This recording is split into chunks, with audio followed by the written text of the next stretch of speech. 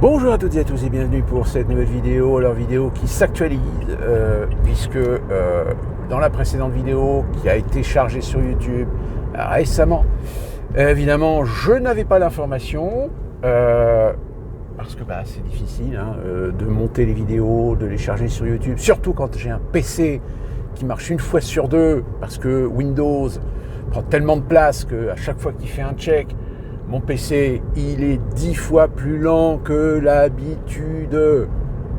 Et qu'évidemment, quand tu compiles une vidéo, ça demande de la ressource et ça plante systématiquement. Donc c'est compliqué de réussir à monter et publier les vidéos en temps et en heure. Ça y est, vous avez enfin un Premier ministre. Bon alors, peut-être que certains d'entre vous, comme moi, le connaissent, Michel Barnier. Alors Michel Barnier, c'est un politicien issu de la droite traditionnelle, puisque je crois qu'il a 73 ans, je crois, qui est passé par la case RPR, par la case UMP, par la case Les Républicains. D'ailleurs, non, s'il n'y a pas de l'UDF centriste à la base, ou je ne sais plus. Enfin bon, de toute façon, il vient de la droite. Donc évidemment, alors là, le nouveau Front Populaire, alors ils sont tous de leur communiqué, c'est inadmissible, c'est une provocation. Mélenchon en premier, évidemment. Faut bien admettre que là, Mélenchon, il est quand même le cul assis entre deux chaises. Pourquoi ? Parce que vous avez la manifestation qui est prévue samedi ou dimanche, le 7 octobre. Non, le 7 septembre, pardon. On est le 5... oui, c'est ça, c'est samedi. Pourquoi il est le cul assis entre deux chaises ? Parce que... là, clairement, il n'y aura pas de NFP au gouvernement. Certainement, peut-être que Barnier va intégrer un ou deux socialistes ou un socialiste et un écolo pour jouer la carte auprès du peuple. Vous voyez, on fait un gouvernement d'ouverture, etc. Mais ça sera forcément des gens dissidents, c'est-à-dire qui ne font pas partie de la NFP.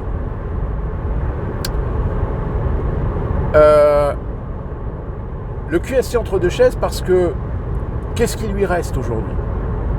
Il lui reste soit de jouer son rôle d'opposant, sauf que c'est quand même le président, oui, LFI, pardon, où déjà il y a beaucoup de dissensions avec les socialistes, Europe Écologie Les Verts et les communistes.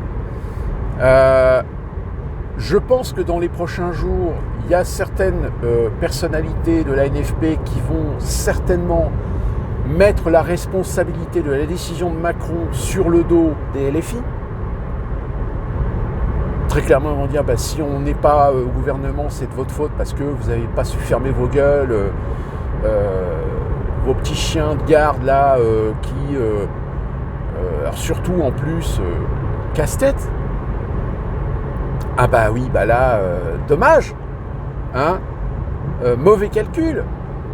Surtout qu'il y a quelques jours, on a appris que Castex, elle a affiché la facture auprès du Front Populaire, 9 000 € net pour elle et puis 51 000 € pour son équipe mensuelle.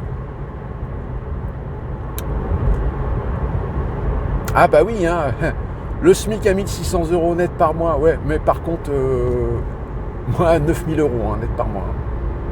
Oui, comprenez, j'habite Paris, j'habite dans le luxe de Paris, j'habite dans la petite bobo bourgeoisie parisienne, donc ça coûte cher. Donc voilà.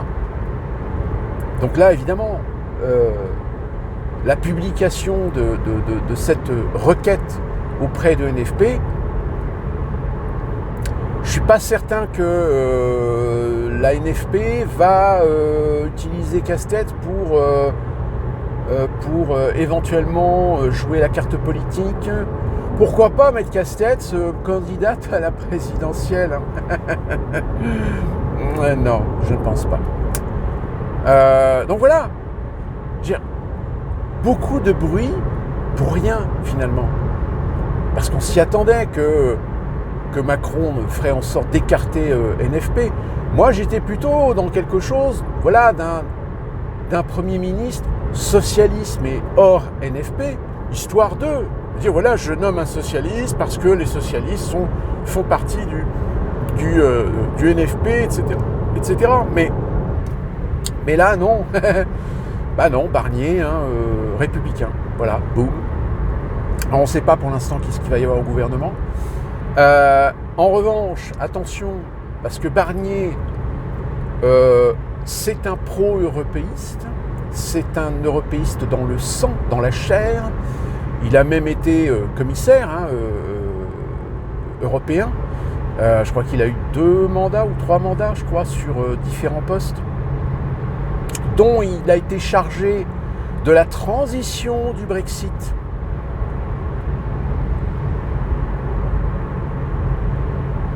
Alors, certainement qu'il va mettre un petit peu le haut là sur certains sujets, comme par exemple, il est assez pro exécution des OQTF.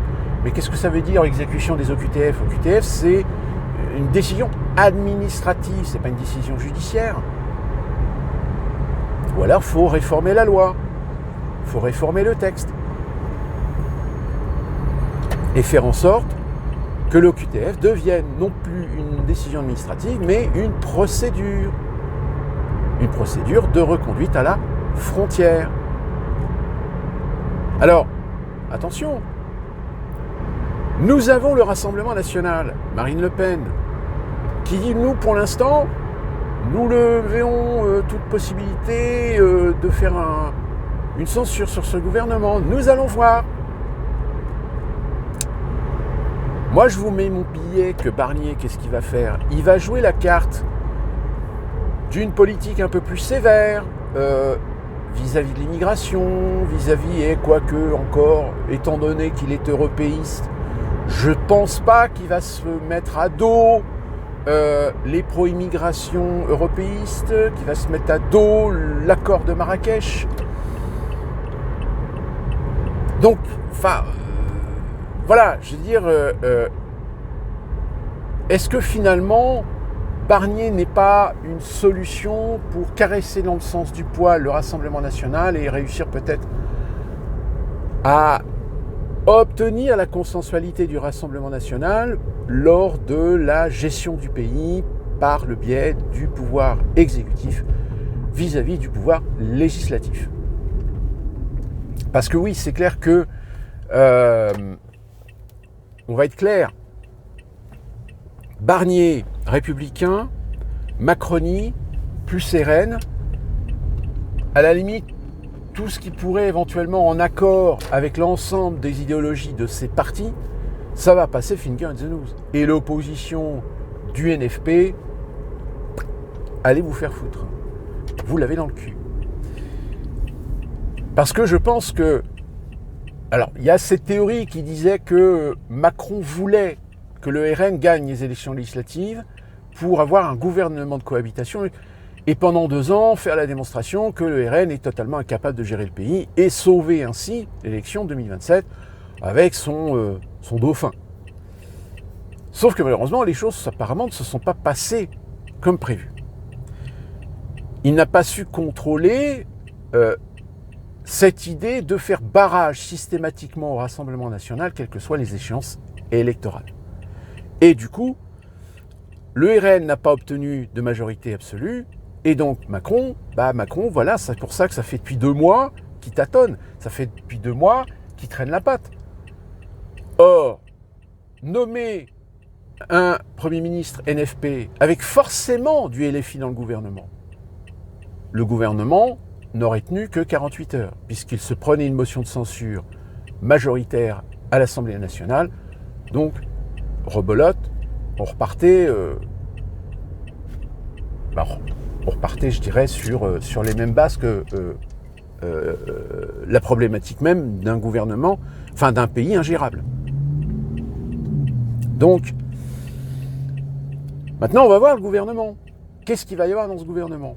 Et quelle va être la ligne de ce gouvernement ? Surtout qu'on sait que là, la Commission européenne